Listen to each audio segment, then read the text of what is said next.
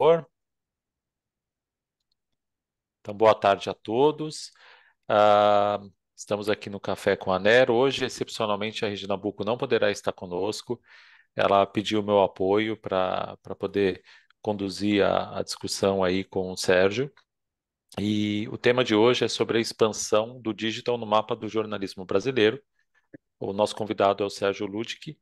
Ele é presidente do Projor, é editor-chefe do projeto Comprova e coordenador do cursos da Abrage e do Atlas da Notícia. E a discussão de hoje é exatamente sobre o Atlas da Notícia e expansão digital do jornalismo no Brasil. Entender um pouco mais, Sérgio, o que são esses desertos de notícias, como a gente pode lidar com eles e, enfim, levar essa discussão aqui para os publishers da ANER, publishers e convidados da ANER. Então a palavra está com você. Se você puder aí, Edir, passar a autorização de compartilhamento para o Sérgio, se quiser se apresentar, Sérgio. Na sequência, quiser apresentar alguma coisa, a gente vai ampliando a nossa discussão a partir do que você for nos apresentando. Combinado? Nada perfeito, Demetrios, muito obrigado. Boa tarde a todos, um prazer estar aqui. É interessante ver várias caras novas, assim, para mim aqui, de publishers e muito interessante ver como a ANER está se renovando, né, ampliando o quadro de sócios e tal. Eu tive uma relação mais próxima da ANER no final dos anos 2000 e na primeira dezena, que eu trabalhei na época, há um tempo, então Uhum. tive alguma proximidade com a Regina, inclusive na Editora Globo, trabalhamos, e muito bom ver que vocês estão aí super ativos, né?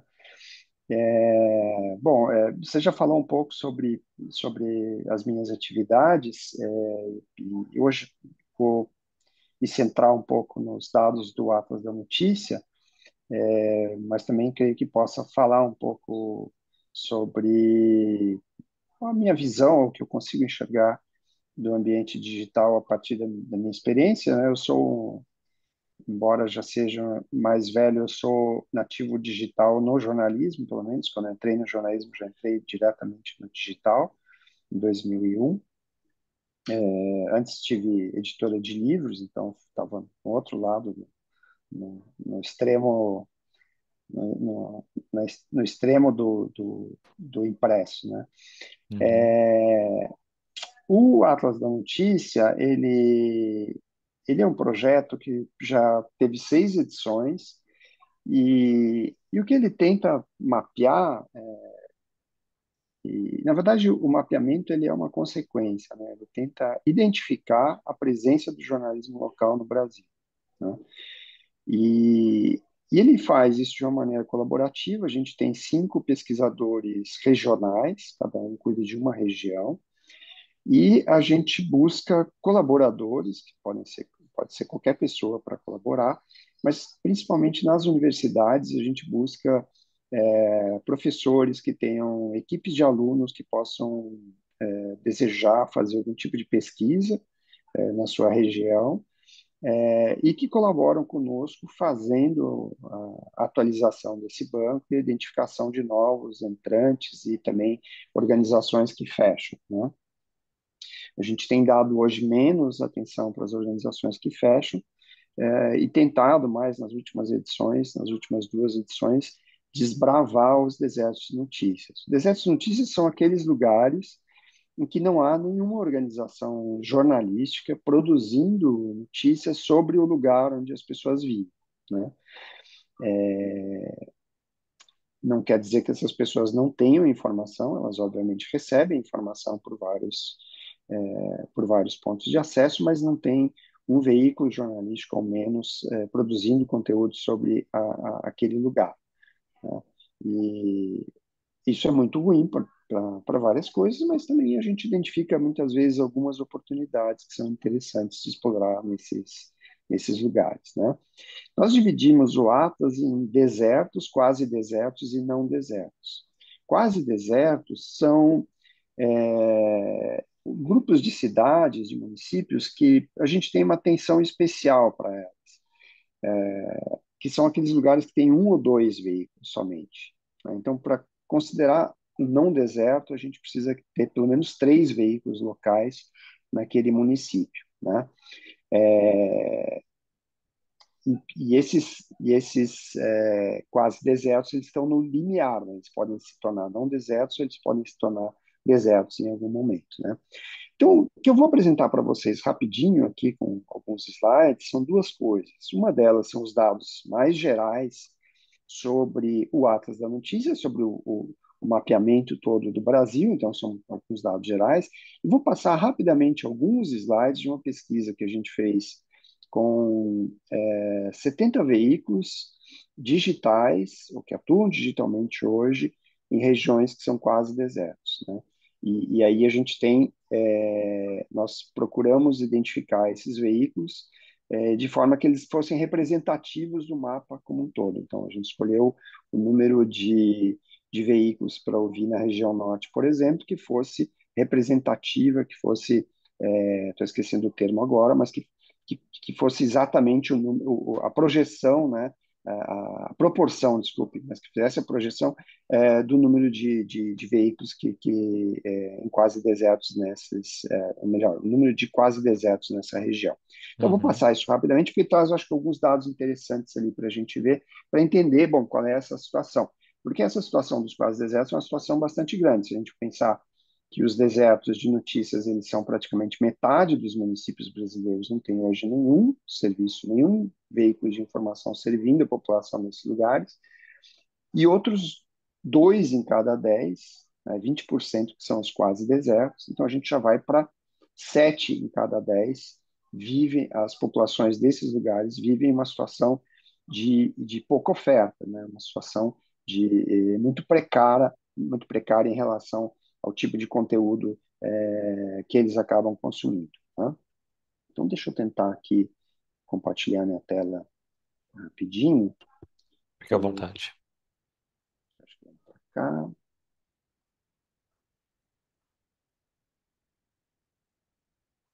Vocês conseguem ver?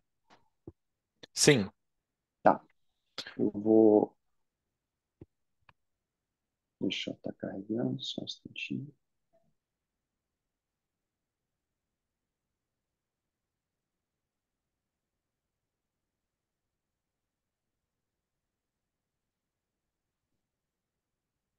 Só um pouquinho. tranquilo, tá carregando aqui também. Não, para que eu abri errado o meu.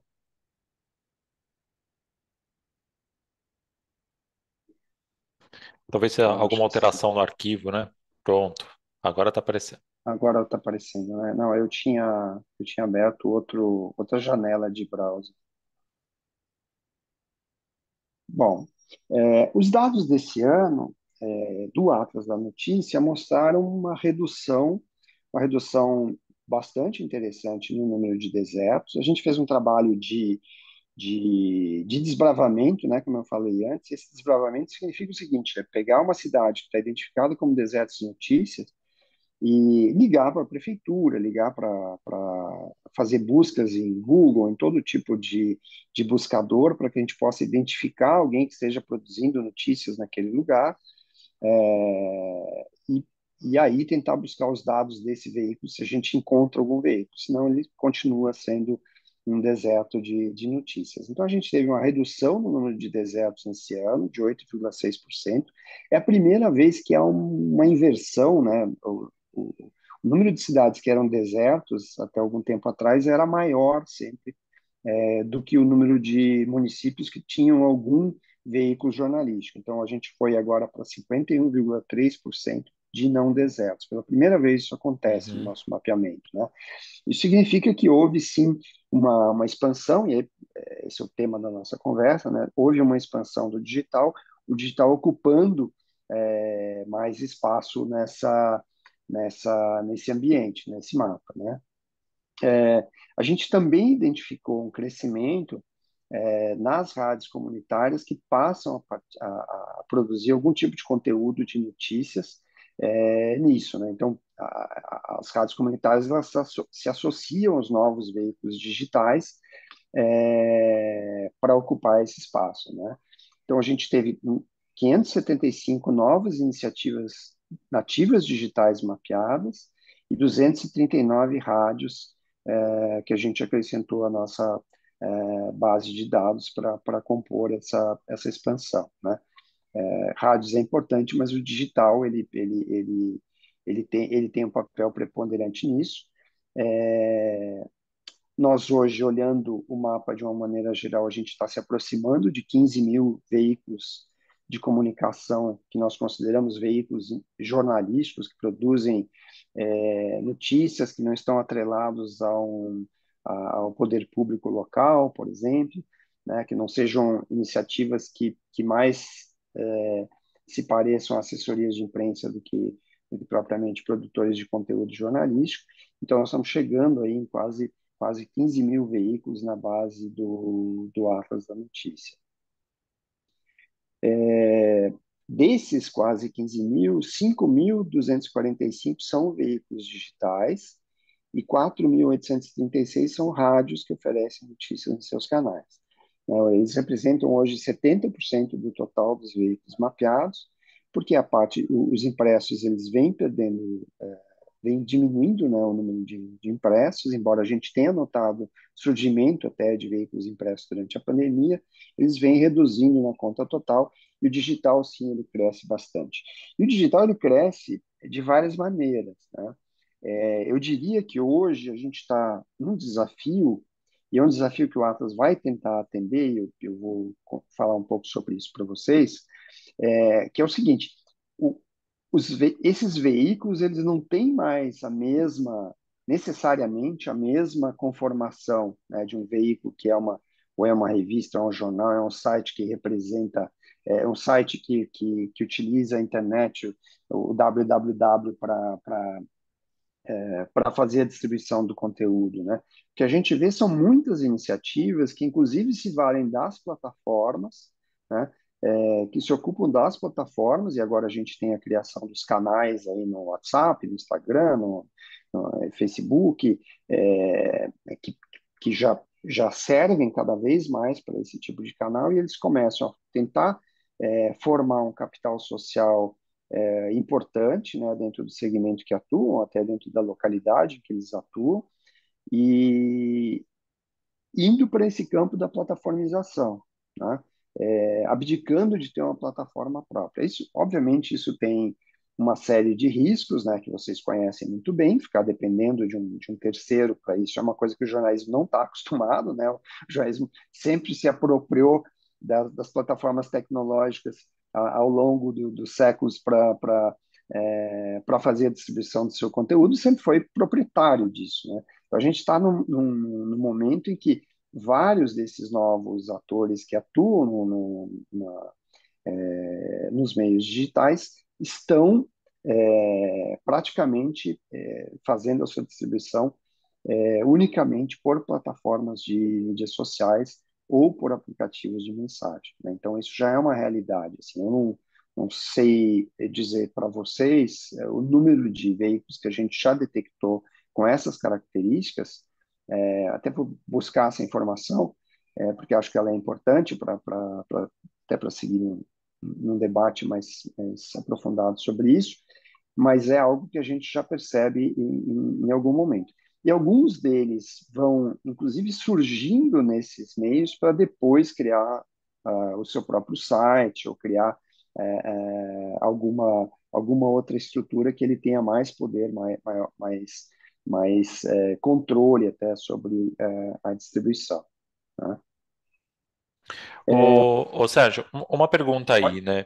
Por favor. Exatamente nesse ponto. Uhum. Na ANER, há aproximadamente 2 anos, foi realizada uma pesquisa sobre os veículos no Brasil. É, eu acho que é uma pesquisa diferente da de vocês, porque o objetivo ali eram sites e revistas, sites, jornais e revistas, foi uma pesquisa feita em conjunto com a NJ, e não se observou rádios, né, emissoras de rádio, que eu acho que é um diferencial. Mas naquela ocasião, que eu percebi? Que existiam muitos veículos, isso antes do Choquei, veja só, né? Uhum, Muitos veículos que se colocavam como veículos jornalísticos, mas que tinham uma atuação completamente restrita às redes sociais. Isso em municípios pequenos a gente percebeu de maneira muito maciça mesmo, assim. Então, não eram casos isolados, existiam casos consideráveis. Então, o veículo ele se colocava como, por exemplo, um jornal da cidade, ainda existem, muitos operam ainda dessa forma, se colocam como um jornal da cidade ou algo equivalente e publicam as notícias numa fanpage do Facebook. Nesse sentido, esses veículos ou esse grupo de pessoas que produzem esse conteúdo podem ser considerados de fato um veículo observando os critérios da pesquisa ou não necessariamente? Você até falou de um exemplo de veículos que nascem em redes e depois montam sites, mas muitos, eu cheguei a observar casos que era exatamente o oposto. E aí eram casos mais isolados de fato, de uhum. veículos que tinham site e que acabaram ficando só nas redes sociais. Como que daria para classificar esse tipo de veículo sob essa perspectiva aí? Bom, nós consideramos eles no âmbito do digital, tá? Mas óbvio que eles têm que seguir alguns critérios, né? E, periodicidade é um deles. É, e quando ele produz notícias, quando ele não está atrelado ao poder público, por exemplo, ele tem periodicidade, é conteúdo jornalístico, a gente considera. O que está acontecendo no Brasil, a meu ver, é que nós temos várias organizações, vários atores que estão forçando esse limite do que é um veículo jornalístico. Tá? E Uhum, talvez essa, para mim, é uma questão que a gente precisa endereçar e precisa discutir, o que que a gente considera um veículo jornalístico. Óbvio que para o Atlas da Notícia a gente tem os nossos critérios, mas eles não são necessariamente aplicados por todos, né? Eu sei que muita gente que atua no jornalismo mais convencional, no jornalismo mais tradicional, e aí eu posso incluir internet, porque eu acho que a internet o site de notícias é jornalismo convencional hoje, né? Não aceitam tão facilmente isso, né? Porque isso dá margem, sim, à precarização de uma série de coisas, né? Não que a precarização ela não esteja presente também nas outras mídias, né? Nas mídias já instaladas, já instituídas, que estão há mais tempo trabalhando. A precarização é a realidade de todos nós, né? Poucos fogem disso, assim. Agora, é um modo de atuação que muitas vezes, e o digital tem muito disso, né? Quer dizer, a ausência de obstáculos para se criar um veículo digital, ela faz com que muita gente migre para faz com que muita gente migre, né, para esse ambiente, né? Essa falta de obstáculos se torna muito fácil da noite para o dia se você tiver um capital social, um grupo de seguidores ou pessoas que acompanham o tipo de conteúdo que você publica, você pode criar um site e você sai publicando, né? Isso não quer dizer que você vai sobreviver por muito tempo, né? Porque a facilidade de ingresso também é um obstáculo depois, porque muita gente não tem planejamento, muita gente não sim. cria as Não, condições ideais e para você sobrevivência. se me permite uma colocação aqui, você citou um bom exemplo, que é você nunca sabe exatamente o que acontece com o seu conteúdo numa rede social. Né? De novo citando o Choquei, porque eu acho que é o mais emblemático. é, Nos últimos 30 dias, eles foram bloqueados 2 vezes no Instagram. Estão bloqueados no Instagram nos últimos dias, né? Quer dizer, são 30 milhões de seguidores ali que param de ler o conteúdo. E no YouTube também, eu acho que no YouTube, talvez no YouTube a gente tenha. Existem produtores de conteúdo regionais também no YouTube, mas eu acho que no YouTube a gente tem a presença de muitos jornalistas autônomos, ou que em equipe pequenas montam marcas e desenvolvem um tipo de jornalismo por lá. A gente também poderia considerar, por exemplo, um canal do YouTube baseado em um tipo de jornalismo que siga critérios minimamente éticos e corretos como um veículo também? Ele poderia entrar no online aí nessa perspectiva? Ele poderia, se ele tiver periodicidade, por exemplo. Isso é um dos critérios Ok. que a gente considera. Quer dizer, não é a publicação eventual de algum tipo de conteúdo que vai fazer com que para o Atos ele seja considerado um veículo. Mas eu acho que esse é um ponto importante, Demetrios, e é uma coisa que nós estamos criando lá dentro do Projor. Nós estamos criando alguns critérios isso está numa fase agora ainda inicial, mas a gente está montando um projeto, que é um projeto que vai definir critérios que possam justificar quase como se fosse uma verificação de um veículo jornalístico. Né? Quais Uhum. são os critérios que a gente gostaria que alguém que se apresenta como um veículo jornalístico seguisse? Né? E para isso a gente vai ter uma espécie de verificação, de selo de verificação para isso, tá? Para esses veículos todos. É óbvio que vários veículos que já trabalham há mais tempo, que estão que são empresas mais organizadas, que são empresas constituídas há mais tempo, já cobrem vários desses critérios, provavelmente todos, né? Mas isso é uma forma de talvez fazer com que esses novos entrantes também busquem se colocar nessa posição seguindo aqueles critérios, né? E os critérios, eles podem ser, por exemplo, ter o expediente publicado, ter um ponto de contato no veículo que possa ser acessível para a população e para outras pessoas. Essa é uma questão brutal. A gente fez na Abrage agora um curso nesse ano em que, olha, teve uma cidade, uma capital de estado no Brasil, que tive que pedir para uma pessoa ir até uma redação que a gente gostaria de convidar para um curso gratuito, fantástico curso, porque a gente não Uhum. conseguia falar com a redação. Né? Então, esse talvez seja um dos pontos que a gente coloque. Uma política de correção de erros clara e acessível para as pessoas, política Certo. editorial. Então, alguns critérios, alguns aspectos que devem ser observados por um grupo, por um veículo jornalístico, e que talvez possa ser um tipo de verificação que possa ser, inclusive, melhor aceita por uma plataforma na hora de liberar a exibição de um determinado tipo de anúncio, por agências de publicidade, por outros atores desse ambiente de comunicação. Então, numa tentativa de separar o que é feito com critérios jornalísticos de mais qualidade, daqueles que são simplesmente aventureiros, que estão entrando ali para obter algum tipo de recurso e que se Entendi. valem, né, do formato jornalístico para fazer isso. Eu sou editor do Comprova também desde Sim, 2018 e vi quantos veículos digitais surgiram nesse tempo, se fazendo passar por veículos jornalísticos, adotando nomes de revista disso, jornal daquilo, diário daquele outro, para fazer publicação de conteúdo que pudesse ser atrativo nas redes sociais, que pudesse gerar um inventário de anúncios e conseguir bastante recursos para isso, só que produzindo desinformação, apostando na polarização do nosso ambiente de informação. Então, esse é um dos e trabalhos que a Sérgio, gente tem pela frente você, agora no projeto. certo? Uma das discussões que eu coloco com alguns pares, né, é sobre a importância das associações, sejam elas quais forem. Ah, A esse é um dos critérios, NJ, esse é um dos exato, a critérios que a NJ, gente a vai NER, a adotar. JOR, exato.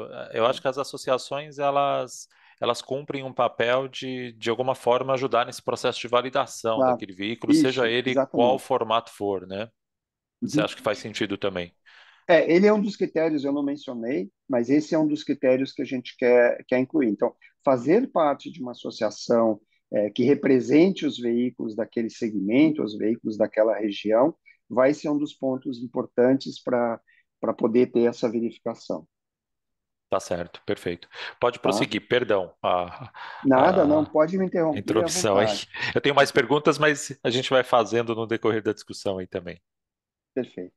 Bom, deixa eu ir seguindo aqui.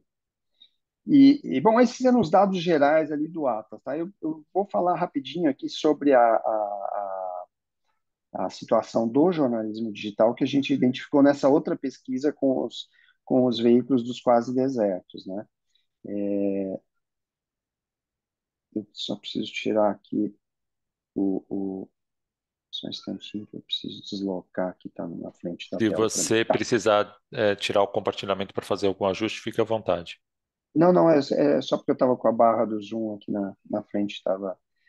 Bom, Ah, essas sim. organizações que a gente pesquisou, né, elas são 71% são empresas legalmente constituídas, então tem CNPJ e tal. Muitas delas não têm, então elas não têm essa. Muitas são organizações informais que atuam, né?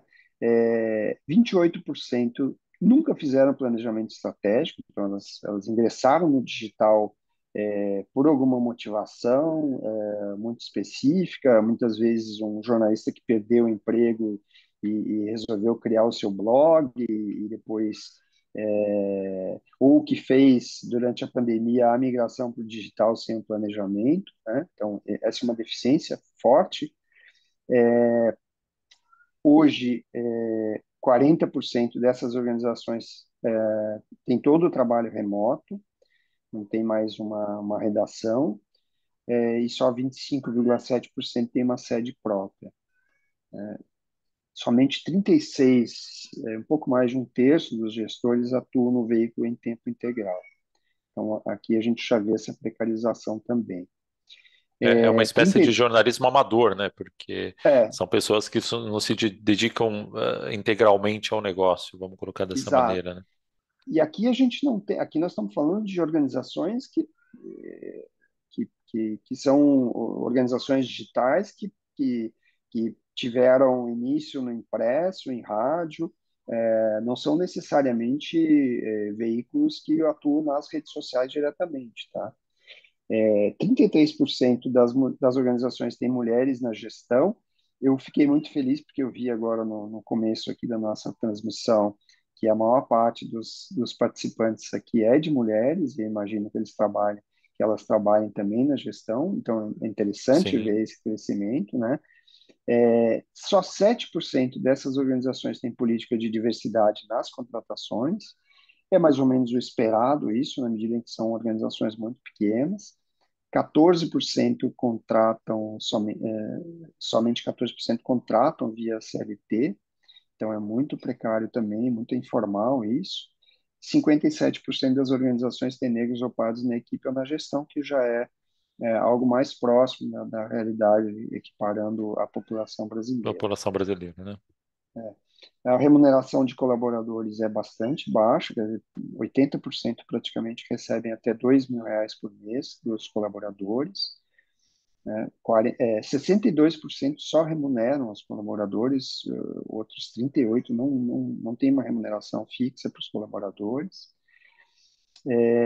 45% dos veículos contam com uma única pessoa na produção de conteúdo. Os editores também, 84,2% recebem até R$ 3.000 por mês.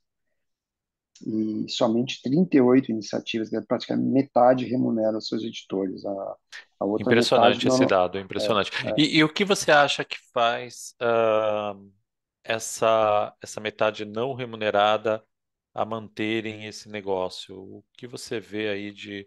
Você chegou a ter algum tipo de feeling ou de dado a respeito disso? Por que que essas pessoas Normalmente, literalmente trabalham de graça? Vamos colocar assim? É por uma normalmente causa são pessoas. social? O que que é? São várias causas, mas normalmente são profissionais que precisam levar essa iniciativa porque acreditam nela e que precisam compartilhar o tempo com uma outra atividade remunerada. E esses veículos eles sofrem muito com isso, né? Porque na medida em que você tem uma pessoa que dependa de uma outra atividade, ou quando é um freelancer, por exemplo, que precisa trabalhar nessa área, se ele tem uma necessidade maior de obter recursos e algum tipo de trabalho que vai tomar mais tempo, o veículo sofre isso drasticamente na medida em que ele tem menos tempo para se dedicar ao veículo. Então, a questão da manutenção, da continuidade, ela é sempre um problema nesses casos. Então, para os critérios de transparência que a gente vai utilizar nessa verificação, por exemplo, vários deles não entrariam. Por exemplo, 22% somente publicam os princípios editoriais do site, 61% não publicam o expediente no site, então você não sabe quem é que está Sabe trabalhando quem ali, faz, né?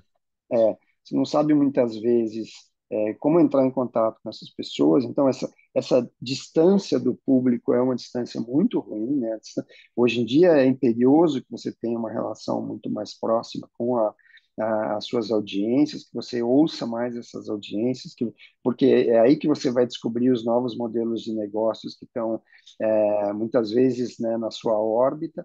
Então, sem se entender, sem ouvir esse público, sem oferecer espaços de conexão com esse público, você tem muito mais dificuldade para isso, né? E essa é uma deficiência e é algo que você faz uma vez, que você não é algo para exigir, né, que você dê manutenção sempre para aquilo, né? Então, é uma questão de um ponto de atenção mesmo, né? 14% só tem política de correção de erros publicada no site. Acho que esse é um ponto para o jornalismo muito importante.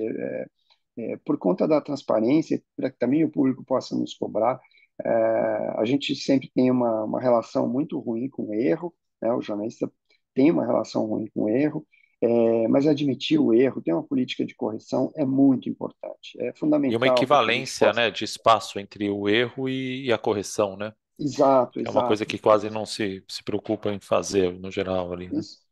Principalmente no momento em que a gente passa por tantos ataques, que a gente tem uma baixa confiabilidade, né? São baixos os índices de confiança que o jornalismo tem. Então, é muito importante que esses pontos de transparência eles sejam atendidos, né?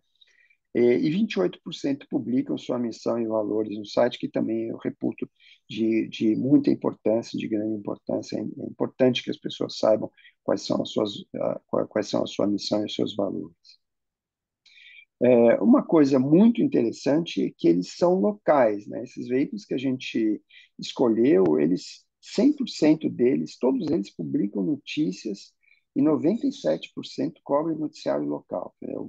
A gente encontrou é, ali, acho que um ou dois que eram segmentados, que estavam localizados num determinado município, que era um quase deserto. Ele era provavelmente o único veículo ali, mas não produzindo conteúdo local, produzindo conteúdo Então, segmentado que atendia essa, também a essa, outras. essa é uma outra dúvida que eu tenho aqui, Sérgio. Por exemplo, Uhum, ó, você. Acho que a gente poderia separar, penso eu, o que é um veículo de jornalismo do que é um veículo de mídia, né? Então, você pode, por exemplo, ter uma emissora de rádio evangélica, que não toca nenhuma informação, que não reproduz nenhuma informação na sua grade sobre o noticiário local da cidade em que ela está. Logo, ela não é um veículo jornalístico, né? uhum, Agora, se essa mesma emissora, e existem casos assim, na televisão, inclusive, é muito comum, né? De uma emissora que eventualmente tem 95% da sua grade tomada ou por anúncios de marketplace digital, ou por propaganda religiosa, cultos, etc., e coloca ali um telejornal de meia hora ou um jornal no próprio rádio, isso for uma emissora, né? É, um noticiário em áudio e tal. Como chegar num consenso sobre isso? Isso daria para classificar isso como um veículo de jornalismo? Um, estaria contido nesses números, esses paralelos que eu estou estabelecendo aqui? Faz a sentido para gente você isso? Como funcionaria? faz todo sentido, mas nós somos incapazes de detectar isso por uma questão de limitações mesmo. Então, por exemplo, rádios, se essa rádio ela não está na internet, se ela não publica a programação dela na internet e o sinal dela não estiver disponível na internet, nós não temos a condição de criar um critério. Sérgio, acho que você ficou mudo. Não sei se foi só para mim. Alô, Sérgio?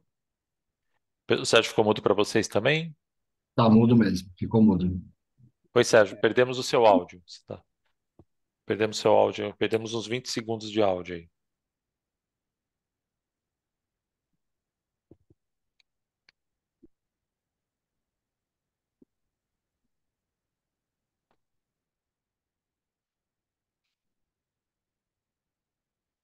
Pode ser Vê se o... você mesmo não se bloqueou no Zoom, ô Sérgio. O microfone está fechado, mas na hora que bloqueou, estava aberto. Acho que talvez tenha acabado a bateria do headset, alguma coisa assim. Você É, agora tá pode. mutado, antes nem mutado Agora tá tava. mutado, exatamente.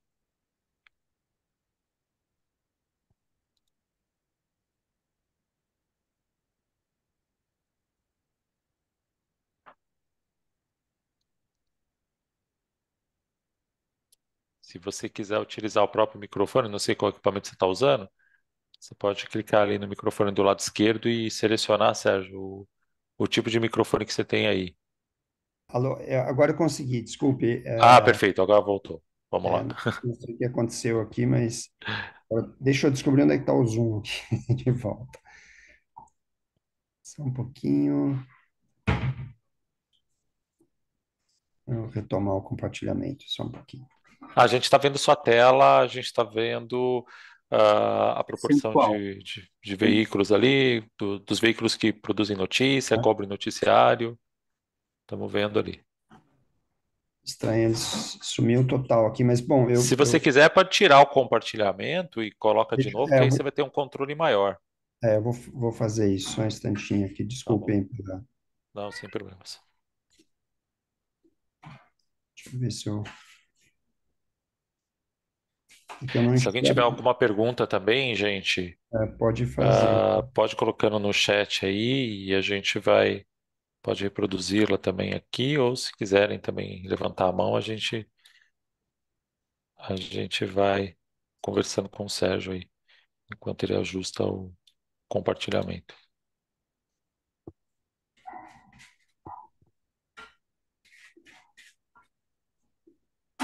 Estranho, eu não consigo enxergar O Edir, você consegue tirar o compartilhamento dele, por favor? Assumir o hosting da sala e liberar de novo para ele compartilhar? Será que funcionaria? Bora.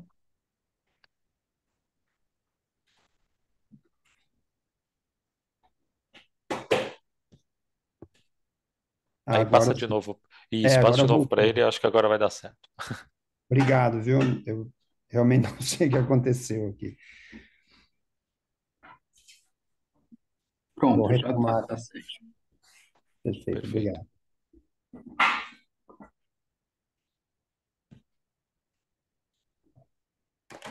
Ok, vocês estão vendo aqui a coisa do eles são locais. Voltamos a ver a mesma tela lá na hora que interrompeu o seu áudio. Tá, perfeito. Bom, então, eu falava, né, que a gente tem essa dificuldade, que é uma dificuldade é, por limitações mesmo, né, não conseguimos ouvir, muitas vezes não temos acesso à programação como um todo e também não conseguimos ouvir a rádio durante todo o tempo para poder nos certificar disso, né? Então, há limitações na pesquisa que não nos permitem ir a esse ponto, chegar a esse ponto, né? Então, isso seria o ideal que a gente pudesse fazer. O que a gente faz é oferecer a nossa base, a base do Atlas, para que outras organizações, academia, pesquisadores possam já ter um trabalho básico ali montado para poder buscar essas outras informações, né? Tá. Outra Agora, por exemplo, você falou aí, beleza, deu para entender. Eu acho que existe uma dificuldade de saber o que é veiculado né, nesses grupos, nessas empresas, para poder certificar que de fato são veículos jornalísticos. Agora, o tipo de jornalismo, ele também entra como um fator aí, porque você pode ter um jornalismo que é especializado em determinados temas, mesmo que seja regional, e você pode ter um veículo relacionado a um jornalismo baseado em hard news ou jornalismo político, enfim, algo mais amplo. Um exemplo, você pode ter um veículo regional no Mato Grosso que fale sobre questões de agropecuária local ali, passando Uhum. notícia e tal. Olha, previsão do tempo hoje está assim, vai ter um problema, tem um novo vírus ali nos animais, fungos na plantação, enfim, esse tipo de natureza, onde você está tratando de um jornalismo muito peculiar, muito próprio da região. Uhum. E não necessariamente está informando a sociedade como um todo, né? De uma maneira mais ampla. Você está falando com setores da sociedade. Isso também entraria nesses critérios como um veículo de jornalismo, mesmo que seja um jornalismo especializado, Sérgio? Sim, o que o Atlas tem na sua base são veículos que produzem jornalismo. E aí tem veículos que produzem jornalismo segmentado, veículos que produzem conteúdo local, conteúdo regional, conteúdo nacional, internacional até. Então, a base do Atlas, ela contempla todos, né? A gente não consegue fazer avaliação do tipo de conteúdo publicado para segmentar ainda mais isso, né? Esse é um trabalho Uhum. que vocês veem com 15 mil veículos de comunicação já mapeados, é praticamente impossível, né? A gente vai ter um jornal impresso, por exemplo, numa determinada cidade do interior de algum estado, em que a gente não tenha nenhum pesquisador que more ali ou que tenha acesso àquele conteúdo. Então, a gente teria que ter um acesso a todos esses veículos, ao conteúdo de todos esses veículos. Então, é algo que o Atlas não consegue fazer, até poderia, mas demoraria muito tempo e a gente precisaria ter uma equipe muito grande, né? É algo muito difícil.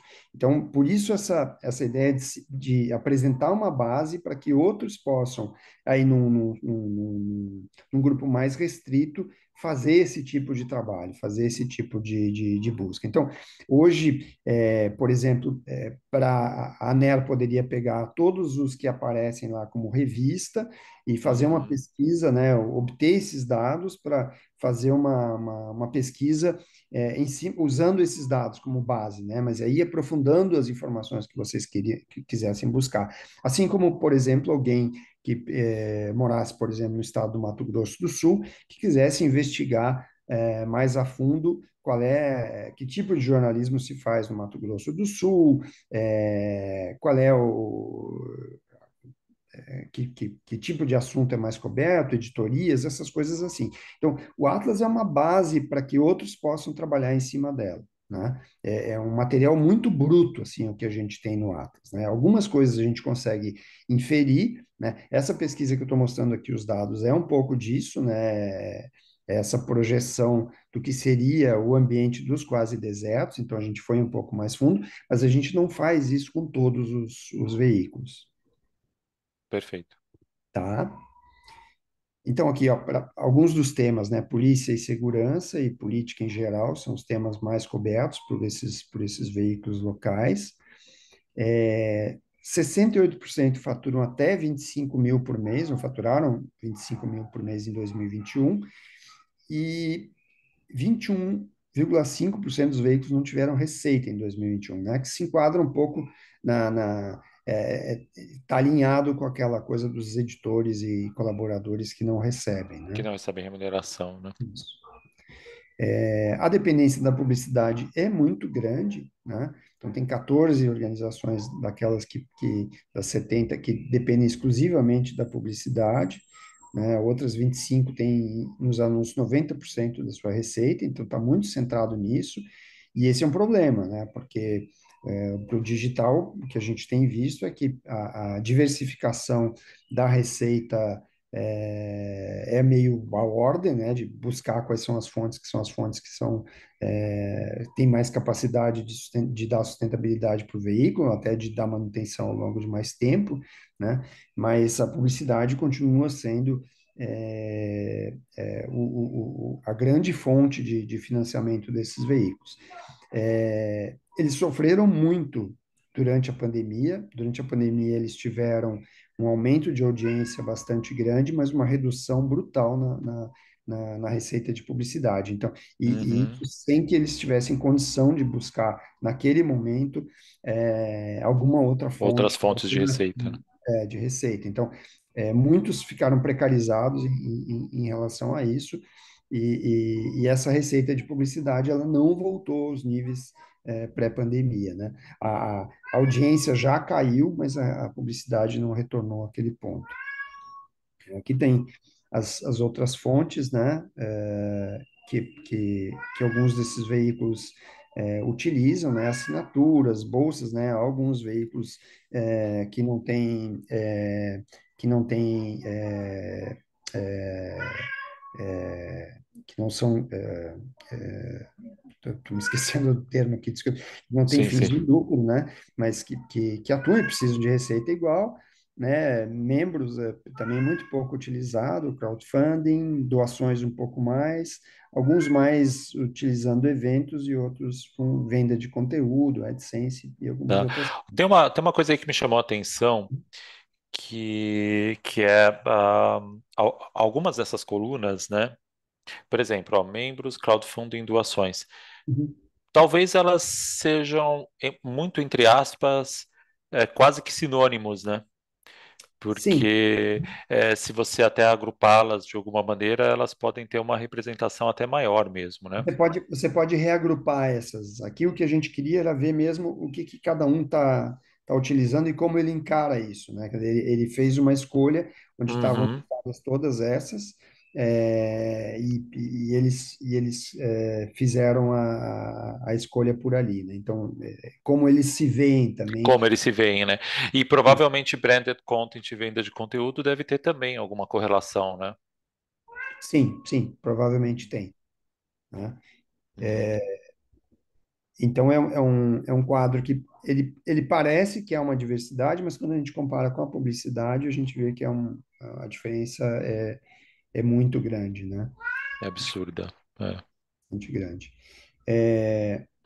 Bom, aqui começa um pouco do problema, né? A parte a gestão é um problema, porque as pessoas muitas vezes não têm formação para gestão, e também a parte comercial, né? Então, 26% somente dos veículos têm ao menos uma pessoa dedicada à área comercial. Em 34% das organizações, o proprietário é quem faz a comercialização, e aí isso pode dar margem a uma série de questões. E 7% das empresas, o comercial está a cargo da equipe editorial, quer dizer, quem produz o conteúdo também vende o anúncio. O que é uma barbaridade, né? Porque É. imagine o tipo de compromisso que vai se criando aí, E né? a especialização, né? Cada um deveria, em tese, cuidar de uma área ali, né? Exatamente.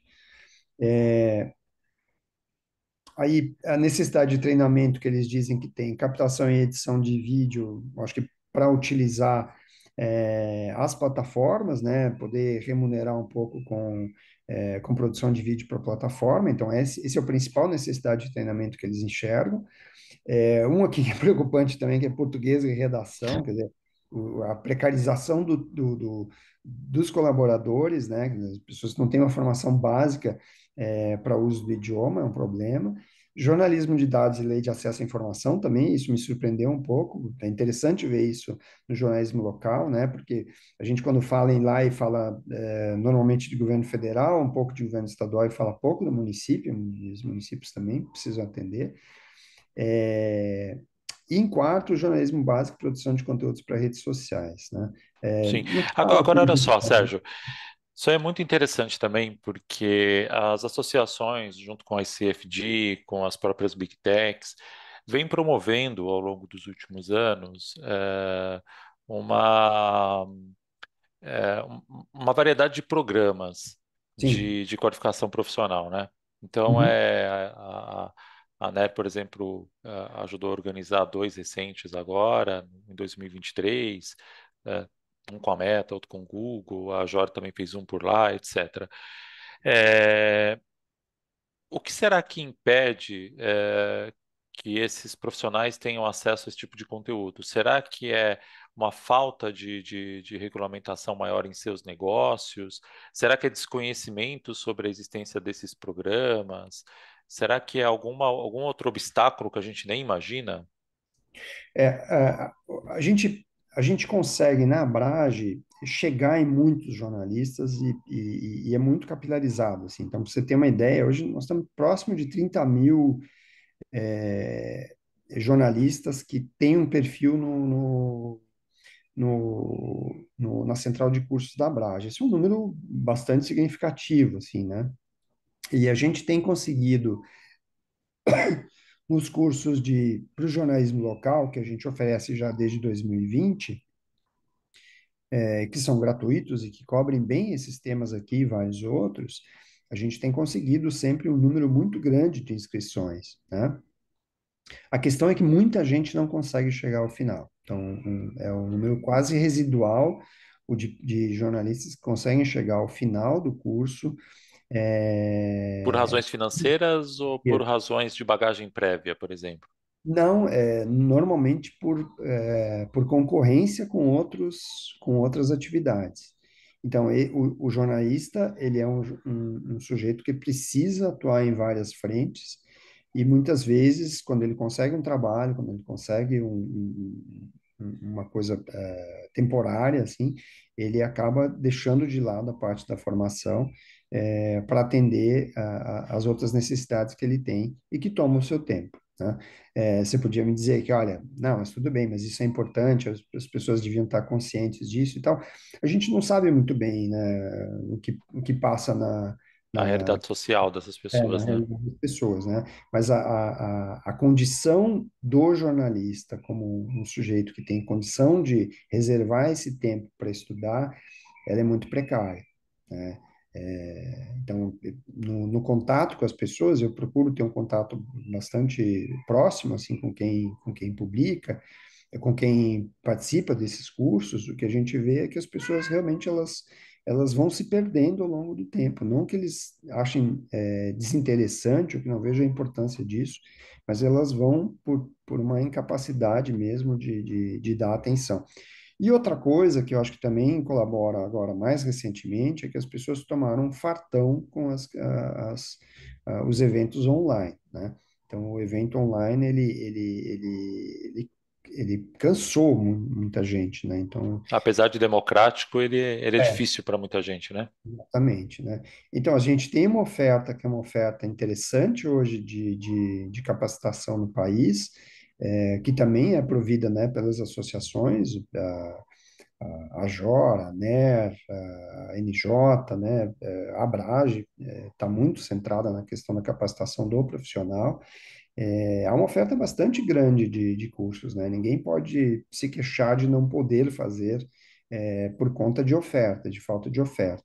A questão é que as pessoas têm dificuldade de lidar com as inúmeras atividades que têm e aí muitas vezes começam, demoram. Tanto é que a gente acaba sempre expandindo um pouco mais o tempo para que as pessoas possam finalizar para receber um certificado e depois mantém esses conteúdos disponíveis lá por mais tempo para quem fez a inscrição e as pessoas poderem em algum momento consultar pelo menos as coisas que interessam mais diretamente a elas naquele momento, né? Uhum. Bom, e aí um quadro geral assim para a gente finalizar aqui, o que a gente vê é que há um excesso de trabalho, salários baixos e formação deficiente nas equipes, né? Ainda uma alta dependência, eu nem falei muito nisso, né, mas uma alta dependência das redes sociais para gerar audiência, né, quando as redes sociais vão cada vez restringindo mais, né, o, o acesso, a visibilidade para links, eles ainda têm uma dependência muito forte disso, uma dependência excessiva da publicidade, incapacidade, né, de testar novas fontes. A gestão está muito na informalidade, né? Falta de conhecimento de ferramentas de gestão, ausência do cotidiano da organização também. Então, ferramentas de gestão talvez seja uma coisa interessante para as associações atuarem. Receita, né? Incapacidade para gerar receita suficiente para crescimento da organização, né? Muitos estão somente na manutenção. Medição de audiência, né, um dado que eu não trouxe lá, mas 13% não medem a audiência e 26% não conhecem a origem da sua audiência, não tem a mínima ideia sobre isso. Então, é uma realidade que realmente é muito preocupante. Bom, Uhum. acabei aqui, deixa eu ver se eu consigo interromper compartilhamento. Acho que agora vai dar. Isso, Eu voltei. tenho uma pergunta sobre esses desertos de notícias. Uhum. Apesar deles terem reduzido aí o número de municípios, né? Se observar uma redução no número de municípios sem veículos próprios, né? Hoje quase 50% já foi bem pior. É, Quais são os locais mais atingidos por isso, Sérgio? Você tem ideia dos locais onde a gente tem mais carência de notícia regional? Nordeste, basicamente, né? Piauí e Rio Grande do Norte são os estados com mais municípios que são considerados desertos, mas Uhum. essa é a realidade do país inteiro, né? Quer dizer, se você pegar mesmo São Paulo, nós obviamente tratamos São Paulo como uma coisa só, mas se você for pegar os lugares, as regiões de São Paulo que formam a cidade de São Paulo, você vai notar que há muitos desertos, né? Na Grande São Paulo, há muitas cidades que fazem parte da Grande São Paulo que foram desertos recentemente, que agora há pouco, até tem casos de pessoas que trabalham no Atlas voluntariamente, depois quando se formam, acabam criando, né? Tem vários casos assim de criando um veículo para atender a sua cidade, porque não enxergavam ou não viram que ali era um deserto de notícias, né? Tem muitas iniciativas interessantes assim de pessoas que, ao se depararem com essa realidade, né, da ausência do jornalismo na sua cidade, acabam provocando, incentivando, até eles próprios criando um veículo jornalístico para dar atendimento àquela população. Tá certo. Sérgio, Joaquim tem uma pergunta. Quem falou? O Tenho. Ademar também falou, né, Ademar. Ademar? Diga, Ademar, por gentileza, passe Pode sua falar, pergunta Demar, aí. depois eu falo. Sérgio, durante a pesquisa, nesse momento agora, eu já tinha visto a pesquisa anterior e estou vendo essa agora. É a questão da qualidade da informação. Deu para avaliar alguma coisa? Que se as pessoas estão satisfeitas com essa informalidade e sem checar nada, de um jornalismo feito de uma maneira assim, muito amadora, deu para perceber se eles estão satisfeitos com esse tipo de conteúdo jornalístico? Se é que a gente pode falar isso? Ademar, a nossa pesquisa não consegue ir tão adiante assim, né? É o que eu disse, a gente procura formar uma base ali, que seja uma base atualizada para oferecer a outros pesquisadores, outras entidades que possam fazer esse tipo de trabalho aí mais centrado, mais focado num determinado objetivo, assim, né? A gente não tem essa condição, essa capacidade de todo ano é, atualizando, né, a base de conseguir identificar esse tipo de coisa. Até porque precisa ter muita atenção, né, quando a gente quer ver qualidade de conteúdo, discurso, essas coisas todas. Não é uma coisa fácil de fazer, né? Não é e a gente não pesquisa o público, a gente só pesquisa mesmo os veículos. Então, infelizmente, eu não tenho uma resposta assim É porque a específica. observação que eu faço até é muito em cima, assim, de a gente está no interior. Então, assim, Uhum, eu pego e monto o meu jornal digital, mas copiando tudo de todo mundo. Com essa quantidade de sim, assessoria de imprensa que está aí, eu posso ter um jornal aqui só para divulgar notícias do governo federal, do governo pode. estadual, do governo municipal. Isso é um jornal e pronto, não tem compromisso com nada. E uma coisa que a gente percebe é o surgimento próximo às eleições de veículos que surgem para alavancar alguma candidatura e que depois eles fecham na Sim, sequência. eu também É notei por aí. isso, de veículos que parece que foram montados para um determinado período, especialmente no digital, com um objetivo muito pontual e que depois são abandonados, né? A pesquisa do censo é feito pela Adélia, que está aqui conosco, foi a pessoa que ajudou a dar forma a essa pesquisa anterior, né, Adélia? É, a partir da sua pesquisa, a gente percebeu realmente que tinham veículos nesse contexto, Ademar, sabe? Veículos que provavelmente estavam gerando apenas receita por algum motivo pontual e não passando conteúdo, né? Gerando conteúdo. E E é muitas por vezes isso não tem que nenhum profissional específico para cuidar, tem só uma pessoa, um vendedor lá, que ele vende espaço no digital e quer capitalizar em cima só trabalhando com notícias oficiais. Eu não sei se poderia falar assim. E o que é ruim, porque a sociedade, o público em comum, em geral, ele aceita isso com muita facilidade. O pouco que ele aceita, pega bom. Sim, É por isso agora que tem a uma gente coisa tem que assim, ter. sabe, Sérgio, que eu acho que a gente poderia considerar também, que é o papel dos veículos regionais maiores ou até nacionais nesse processo.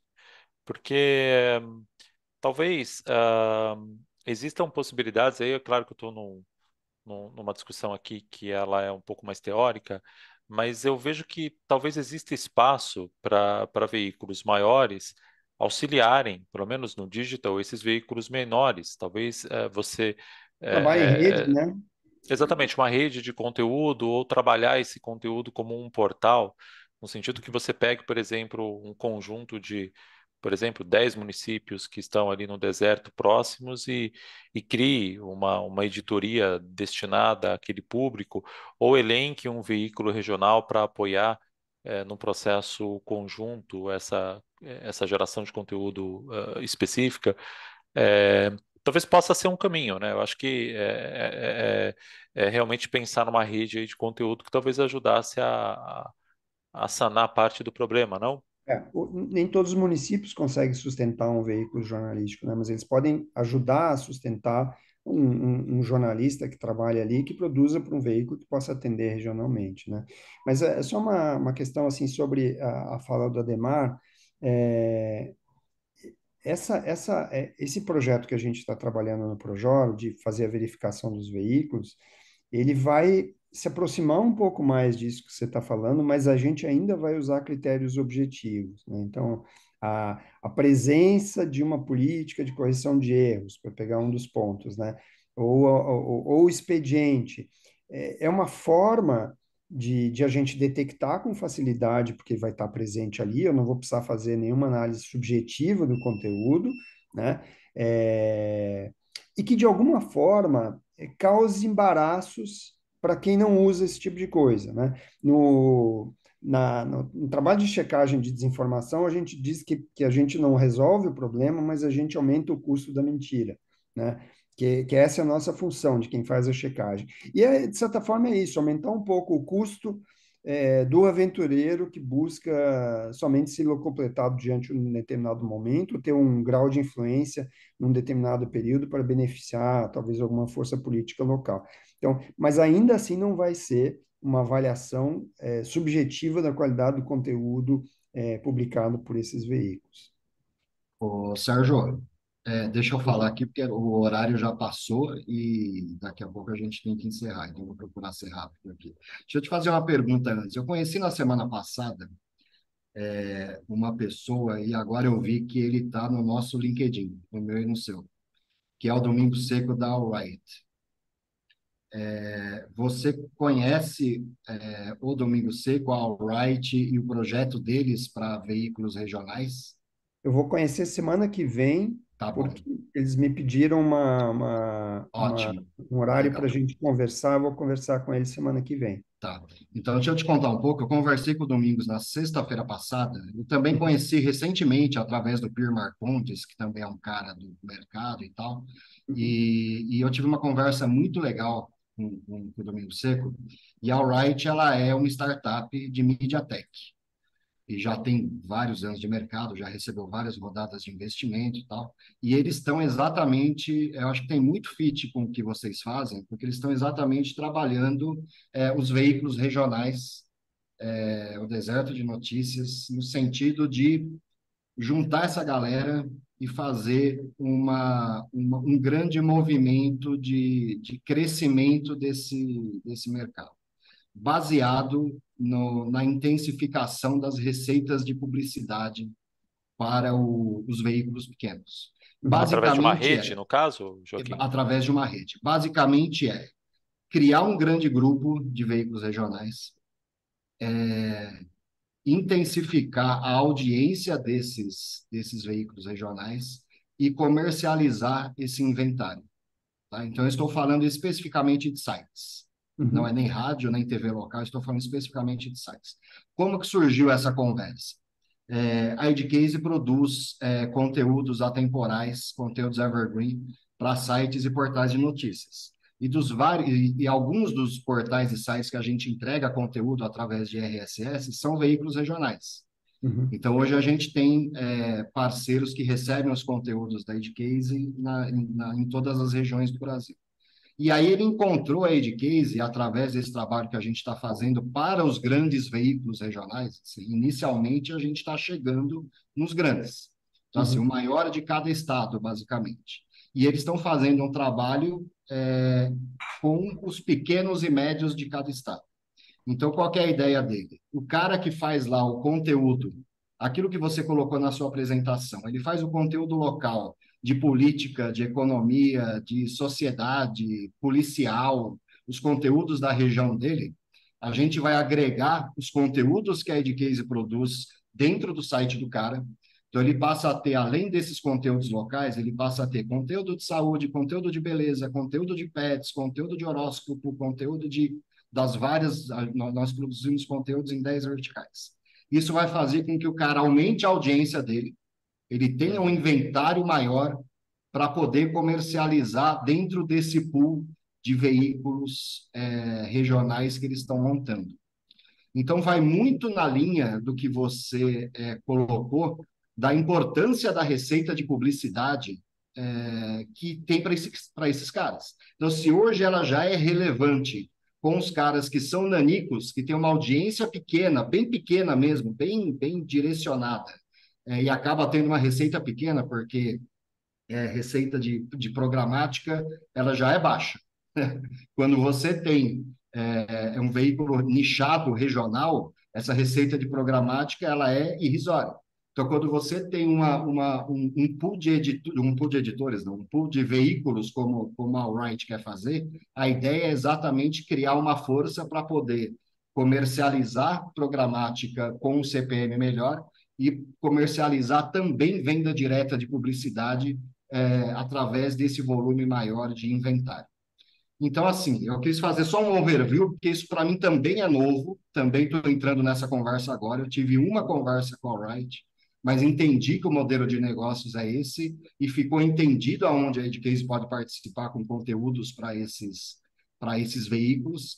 E eu queria ouvir de você rapidamente, até pelo adiantar do horário, o que você acha disso e se você acha que isso é um caminho que pode auxiliar os veículos regionais a buscar depois treinamento, depois qualidade da informação que eles produzem, a questão muito séria ali da qualidade da redação do português, da construção das matérias locais, que é o business deles. O que você acha desse movimento especificamente, por favor, Sérgio? Não, eu estou absolutamente de acordo e falo já há algum tempo que eu acho que a saída para muitos veículos jornalísticos é trabalhar em colaboração, é trabalhar em rede. E acho que isso pode se dar em vários níveis, assim, né? Sempre acreditei nisso.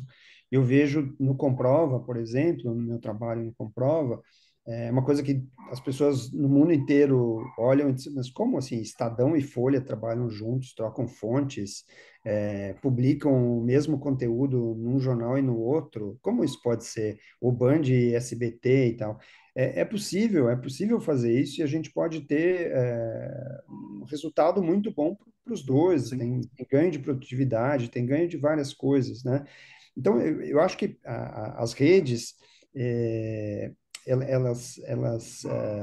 elas podem funcionar muito bem. E, assim, eu acho que os veículos mais tradicionais, eles precisam olhar um pouco mais para alguns veículos nativos digitais brasileiros que ainda são pequenos, mas que são muito inovadores, né? Se você for ver, por exemplo, o que a agência pública faz para a produção de conteúdo, muitas vezes em colaboração com outros veículos, o que o Alma Preta está fazendo agora com uma rede com esquema de anúncios para publicação em veículos que tratam da questão racial. É, há uma eu acho que é uma carga grande de inovação nesses veículos, que muitas vezes não são veículos tão considerados. A gente sempre, quando fala em ir para um congresso para ver alguma coisa, a gente pensa em One IFRA, outros congressos internacionais, e a gente não se atenta de ir no 3i aqui no Rio de Janeiro para ver o que os veículos digitais estão trazendo ali, né? Muitas vezes são coisas que podem parecer ingênuos no primeiro momento, mas que podem ser ideias interessantes também para a gente aplicar. E muitas dessas coisas que surgem nesse universo, elas são colaborativas, porque elas unem esforços, elas tentam resolver problemas que muitas vezes uma iniciativa sozinha não consegue, né? Então, eu acho que tem espaço em tudo isso, para formação, para questão de gestão, para produção de conteúdo, para publicidade, para explorar eventos, por exemplo, né? Você Sim. cria um determinado evento Profissionalizar, né? você pode criar uma determinada marca de um evento em São Paulo que você possa contar com outro parceiro que trabalha no mesmo segmento e ele monte esse mesmo evento com todo o conhecimento em Curitiba, ou em Ponta Grossa, ou em Cascavel, como estava aqui antes cadê ela? Não, acho que não está mais. Que eu conheci no começo A aqui. Aline, né? No Amazonas, Aline, isso, ou no Amazonas, você pode pensar essas coisas assim, olha, de agrupar veículos com características similares que atendam um grupo ou um público mais específico, mas que tenha alguma sintonia e criar coisas que você possa depois replicar em outros, né?